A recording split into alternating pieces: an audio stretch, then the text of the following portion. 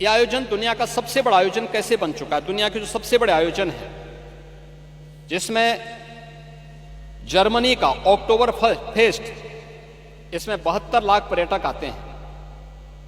रियो carnival Brazil का है, इसमें 70 लाख पर्यटक आते हैं। और हज मक्का में 25 लाख श्रद्धालु पहुंचते हैं। ये कुल दुनिया की आयोजन की स्थिति है। और अकेले महाकुंभ अभी 1 सप्ताह बाकी है, 56 करोड़ की सीमा लांघ चुका है। महोदय, भारत और चीन के अलावा दुनिया में किसी भी देश की आबादी इससे ज्यादा नहीं है। यूरोपीय संघ की जो आबादी है वह कुल है 44 करोड़ 90 लाख। महाकुंभ में उससे भी ज्यादा लोग पहुंच चुके हैं। संयुक्त राज्य अमेरिका की आबादी है 34 करोड़ 66 लाख। उससे ज्यादा लोग महाकुंभ में आ चुके हैं। पाकिस्तान, बांग्लादेश, इनकी टोटल आबादी को भी जोड़ देंगे, उससे भी ज्यादा हमारे महाकुंभ में लोग आ चुके हैं। अकेले प्रयागराज उसको अपने साथ जोड़ रहा है।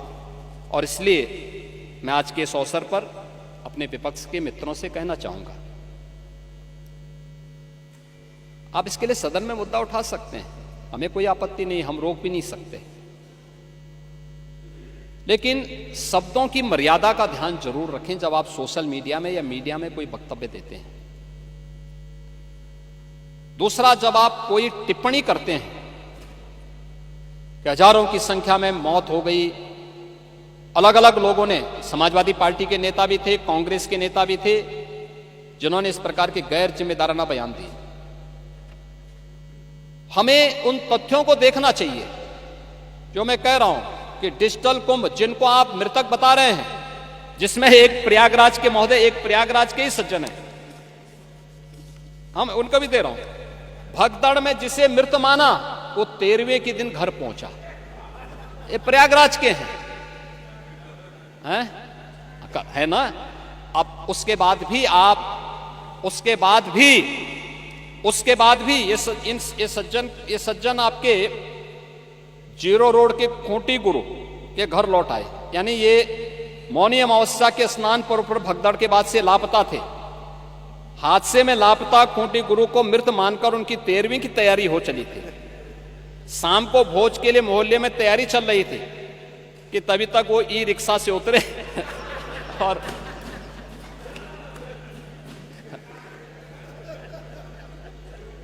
अब बताओ, ये दुष्प्रचार आप ही लोग कर रहे थे।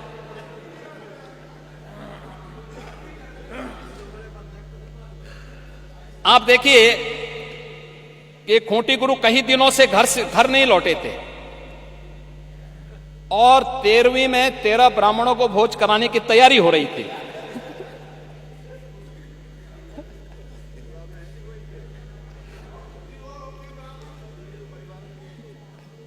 खूंटी गुरु ई रिक्शा से उतरे और उनको देखने के लिए पूरा आयोजन ही निरस्त करना पड़ा। फिर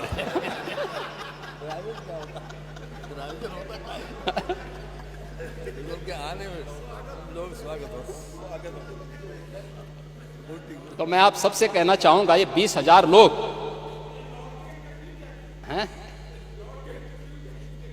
तो नहीं भाई, अब वहां आप जैसे महापुरुष कुछ रहे होंगे, वहां कैमरा लेकर खड़े रहे होंगे देखने के लिए कि अब इसके बाद लोगों के कमेंट लेंगे, लोगों से बुलवाएंगे कि देखिए साहब सरकार कोई व्यवस्था नहीं कर पाई, हो गया। और तब तक वे स्वयं ही प्रत्यक्ष रूप से मूर्त रूप में प्रकट हो गए। उन्होंने कहा बे ये नमूनों पे विश्वास मत करो, ये झूठ के सौदागर हैं। मैं तो अभी जीवित हूं, मैं तो ऐसे भंडारे का आनंद ले रहा था पूरे प्रयागराज। तो मैं इसीलिए कह रहा हूं पांडे जी, मैं इसीलिए कह रहा हूं महाकुंभ में कोई भूखा नहीं रह सकता। और हिंदुस्तान का पेट इतना बड़ा है, हमारी तो परंपरा है। अब गुरुद्वारा में जाइए, किसी मठ में मंदिर में जाइए, लंगर फ्री में चलते हैं। कोई भी आएगा उसकी जाति नहीं पूछी जाती, पंथ नहीं पूछा जाता, क्षेत्र नहीं पूछा जाता, भाषा नहीं पूछा जाता। वो केवल इशारों से कर देगा। लोग सम्मानजनक ढंग से अतिथि मानकर उसका सम्मान करते हैं। ये भारत है। मां अन्नपूर्णा की हम पूजा करते हैं। आप क्यों भारत को बदनाम कर रहे हैं? मुझे अफसोस होता है आप भाजपा से लड़ते लड़ते भारत से लड़ने लगते हैं। मैं एक वक्तव्य आपका दिखा रहा हूं, आपके समाजवादी पार्टी के अध्यक्ष का वक्तव्य है, और वो वक्तव्य है बहुत दुर्भाग्यपूर्ण वक्तव्य है। ये वक्तव्य है श्री अखिलेश यादव का।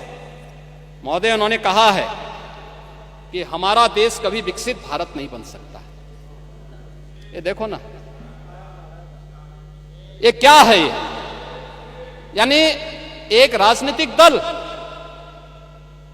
अपने देश के प्रति इतनी दुर्भावना रखता है, और इसलिए देश अब इस बात को कहने लग गया है कि अगर श्री राहुल गांधी की उपस्थिति भाजपा की जीत की गारंटी है, तो उत्तर प्रदेश में से अखिलेश यादव की उपस्थिति भाजपा की जीत की निश्चित गारंटी है।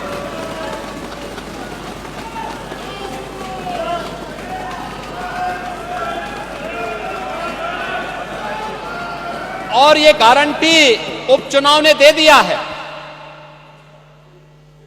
ये उपचुनाव दे चुका, और ठीक ही बात है भाई, पप्पू और टप्पू में बहुत अंतर थोड़ा है।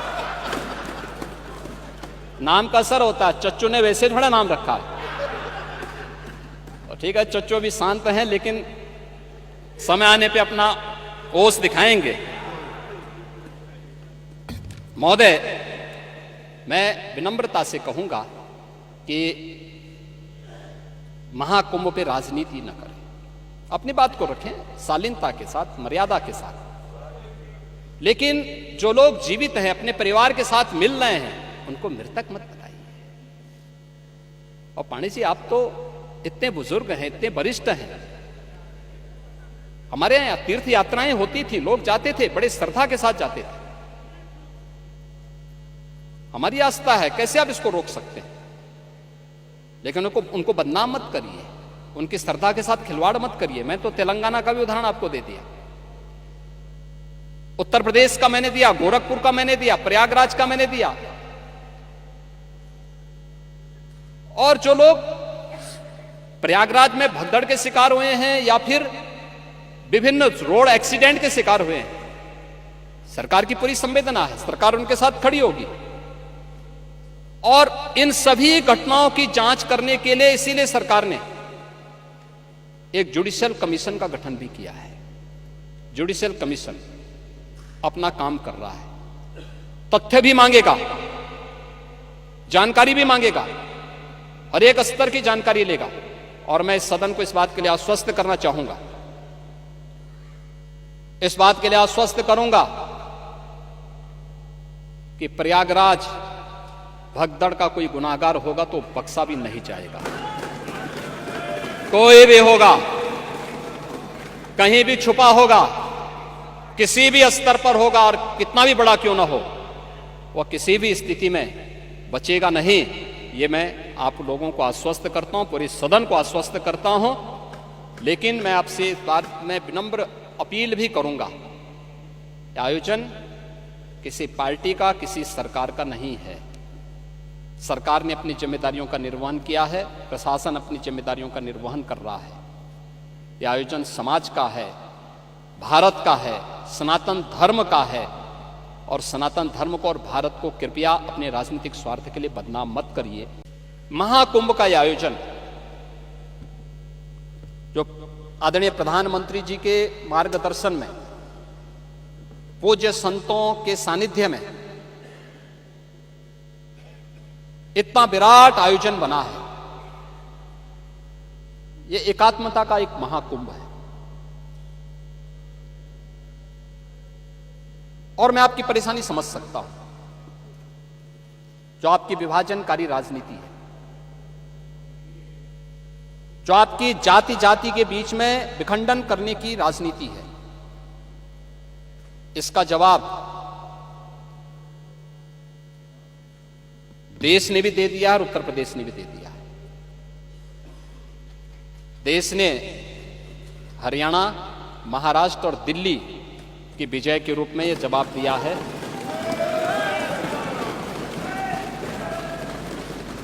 और उत्तर प्रदेश ने मीरापुर, गाजीपुर, कुंदरकी, खैर, फूलपुर, मजवा, मिल्कीपुर और कटहरी के माध्यम से इसका जवाब दिया है।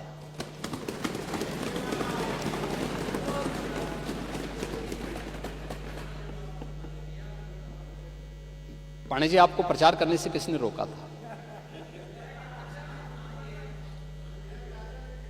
आप मुझे बताइए, यानी आप करहल जीत जाएं तो आपकी विजय, और अगर भाजपा कुंदरकी और कटहरी जीत रही है तो आप इसको स्वीकार करने को तैयार नहीं, यानी भारत के संवैधानिक व्यवस्था में आपका विश्वास नहीं। आप जनता का उपहास उड़ा रहे हैं, जो जनता जनार्दन वोट देने जा रही है उसका उपहास उड़ा रहे हैं, उसका अपमान कर रहे हैं। ये कहां की शोभा है? यानी ये, अरे अब देखिए, विषय आया था इसलिए मैं कह रहा हूं, क्योंकि चच्चू ने बात कह दी कि आगे तिथि बढ़ा दिया जाए, तो मैंने कहा बढ़ाने का वो हमारे ऊपर नहीं है, ये शास्त्रों की परंपरा है, शास्त्रीय गणना, शास्त्रीय पद्धति, ज्योतिषी गणना के अनुसार ही होगी, और ये पौष पूर्णिमा से शिवरात्रि, महाशिवरात्रि के बीच में होना है, तो उन्हीं तिथियों में होना है। वैसे चच्चू कहीं भी जाके स्नान कर सकते हैं, कोई समस्या नहीं, उनके लिए सुविधा रहेगी, और प्रयागराज में पूरी सुविधा हम लोग देंगे महोदय। लेकिन एकात्मता का संदेश देने वाला महाकुंभ है।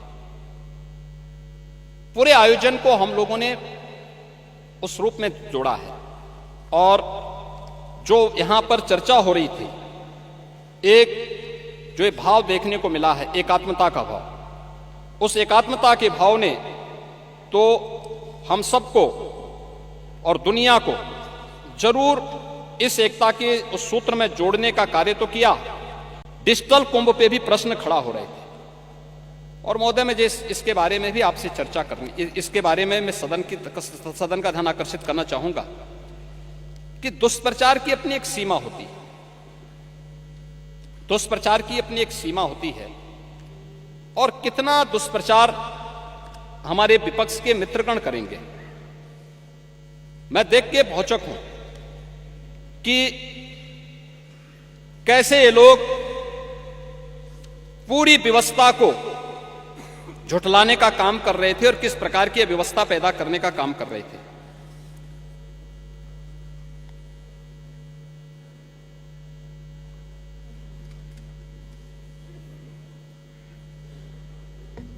इसमें खासतौर पर समाजवादी पार्टी का जो मीडिया सेल है, इसने महाकुंभ के बारे में जो दुष्प्रचार किए, इसमें इन्होंने कहा था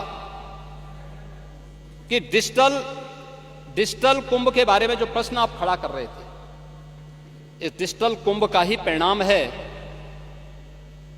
कि 22,000 से अधिक श्रद्धालु जो इस पूरे आयोजन के दौरान अलग अलग समय में मिसिंग हुए थे, यानी गायब हुए थे, अपने परिवारजनों से बिछुड़े थे, जिसमें से एक समाजवादी पार्टी ने भी लिखा है कि महाकुंभ में मची भगदड़, सरकारी अव्यवस्था, कुप्रबंधन, भ्रष्टाचार के कारण हजारों लोग लापता हैं।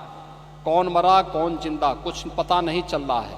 सिर्फ गोरखपुर क्षेत्र के 2 मंडलों में ही 35 लोग लापता हैं। महोदय, इसका जवाब हिंदुस्तान ने अगले दिन दिया कि महाकुंभ में लापता सभी श्रद्धालु घर पहुंचे। ये है, ये आपकी सच्चाई है। कितना झूठ बोलेंगे, उसकी एक सीमा होती है। ऐसे ही द हिंदू ने दिया है Mahakumbh stampede for missing Telangana women found safe. ये हिंदू लिखता है कुंभ के बारे में। अपनों से बिछड़े 44 श्रद्धालु घर पहुंचे, ये गोरखपुर का है।